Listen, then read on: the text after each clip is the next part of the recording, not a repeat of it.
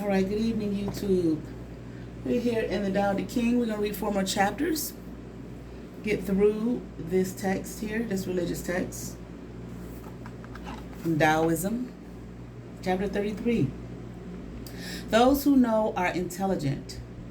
Those who know themselves are truly wise.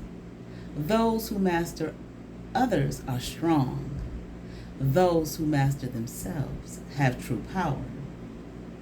Those who know they have enough are truly wealthy. Ooh, if only we could know that. If only. You know, it's a challenge in a material world. Okay. And we always, things are always thrown at you to make you feel like you don't have enough. You need more. It's not enough. Okay. Let me keep on. Those who persist will reach their goal. Consistent effort equals accomplished goals. Those who keep their course have a strong will. Stay on course. Those who embrace death will not perish, but have life everlasting. Okay. Chapter 34. The great Tao flows unobstructed in every direction. Remember, it's like water. Okay. Kind of like, remember when we went over Taoism? Okay, I believe that was part 1. It might have been part 2, not sure. But if you haven't watched either one, go watch both. Water is one of the images in which the Tao, you can see the Tao or experience the Tao. The great Tao flows unobstructed in every direction. All things rely on it to conceive and be born, and it does not deny even the smallest of creation. When it has accomplished great wonders, it does not claim them for itself. It nourishes infinite worlds, yet it doesn't seek to master the smallest creature. Since it is without wants and desires, it can be considered humble. All of creation seeks it for refuge, yet it does not seek to master or control. Because it does not seek greatness, it is able to accomplish truly great things. Chapter 35. She who follows the way of the Tao will draw the world to her steps. She can go without fear of being injured because she has found peace and tranquility in her heart. When there is music and good food, people will stop to enjoy it. But words spoken of the Tao seem to them boring and stale. That's why I got low views on these Tao Te Ching readings here. It's all right. When looked at, there is nothing for them to see.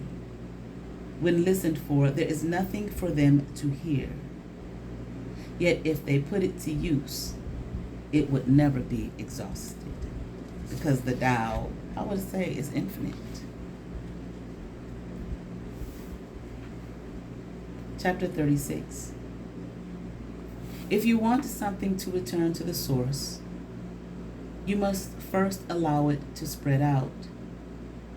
If you want something to weaken, you must first allow it to become strong.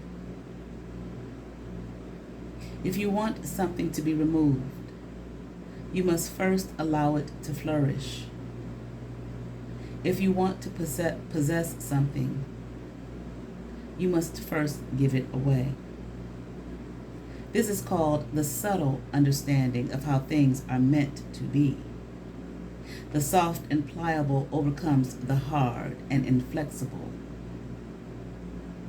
Just as fish remain hidden in deep waters, it is best to keep weapons out of sight. And chapter 37. The Tao never acts with force, yet there is nothing that it cannot do. If rulers could follow the way of the Tao, then all of creation would willingly follow their example. If selfish desires were to arise after their transformation, I would erase them with the power of the uncarved block. By the power of the uncarved block, future generations would lose their selfish desires. By losing their selfish desires, the world would naturally settle into peace. Remember the uncarved block? I can't remember what chapter it was in.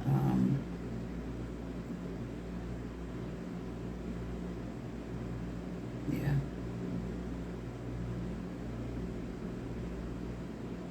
I'm going to read that again. The Tao never acts with force, yet there is nothing that it cannot do. Remember, it is the way in which nature operates and does what it does. All things are manifestations of the Tao. All things come from the Tao. Okay? It doesn't act with force, yet it's powerful. Okay? But it's nothing that it can't do. All things, everything is a manifestation of the Tao. Obviously. So, obviously, it could be said, or it is said, or it is that there is nothing that it cannot do. If rulers could follow the way of the Tao, the natural way, the rhythm, then all of creation would willingly follow their example. If selfish desires were to arise after their transformation, I would erase them with the power of the uncarved block. By the power of the uncarved block, future generations would lose their selfish desires. By losing their selfish desires, the world would naturally settle into peace. There's that desires again that we find a lot here in these Eastern philosophies. Okay. Causing, in Buddhism, desires the cause of suffering. Okay. How to lessen suffering, lessen desire. Get rid of desire. Can you really get rid of it? I don't know. Or no, so the question was always, can you get rid of suffering? You know, probably not, but it could definitely be lessened. How? By eliminating one's desire, your desires, our desires, which are selfish.